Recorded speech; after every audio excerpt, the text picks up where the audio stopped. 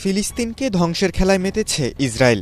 এবার সেই খেলায় ইসরায়েলের সঙ্গী হতে চলেছে জনপ্রিয় ফুটবল তারকা লিওনেল মেসির দেশ আর্জেন্টিনা।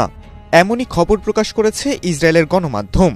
ফিলিস্তিনের স্বাধীনতাকামী সংগঠন হামাসকে সন্ত্রাসী সংগঠন হিসেবে তালিকাভুক্ত করেছে আর্জেন্টিনা।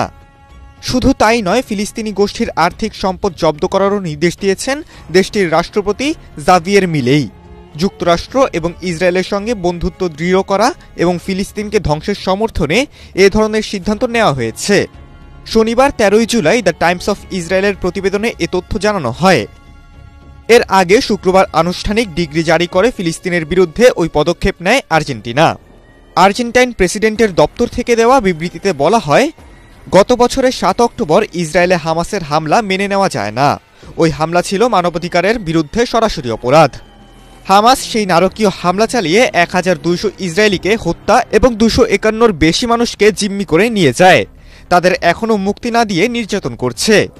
এছাড়া সংগঠনটি ইরানের সঙ্গে সম্পর্ক রাখে, অথচ ইরান আর্জেন্টিনায় ইহুদি স্থাপনায় সন্ত্রাসী হামলার জন্য দায়ী। এ বছরের ফেব্রুয়ারিতে প্রথম ইসরায়েল সফর করেন আর্জেন্টাইন প্রেসিডেন্ট জাভিয়ার মিলেই। ওই সময় পবিত্র নগরী জেরুজালেমে গিয়ে তিনি ইহুদিদের সঙ্গে প্রার্থনা করেন। একই সঙ্গে জেরুজালেমে আর্জেন্টিনার দূতাবাস স্থানান্তরিত করার ঘোষণা দেন। আর্জেন্টাইন প্রেসিডেন্ট মিলেই রোমান ক্যাথলিক ধর্মবিশ্বাস নিয়ে বড় হয়েছেন, কিন্তু তিনি জানিয়েছেন ইহুদি ধর্মের প্রতি তার টান রয়েছে। এমনকি ইহুদি ধর্মে ধর্মান্তরিত হওয়ার পরিকল্পনার কথাও বলেছেন মিলেই। প্রেসিডেন্ট নির্বাচিত হওয়ার পর এই বছরের শুরুর দিকে প্রথম রাষ্ট্রীয় সফরে জাভিয়ের জেরুজালেমে যান। এটি ছিল ইসরায়েলি সরকারের প্রতি তার সমর্থন প্রদর্শন এবং বন্ধুত্ব দৃঢ় করার সফর। তখনই তিনি নেতানিয়াহুর প্রশংসায় পঞ্চমুখ হন এবং হামাসের প্রতি ক্রোধ প্রকাশ করেন।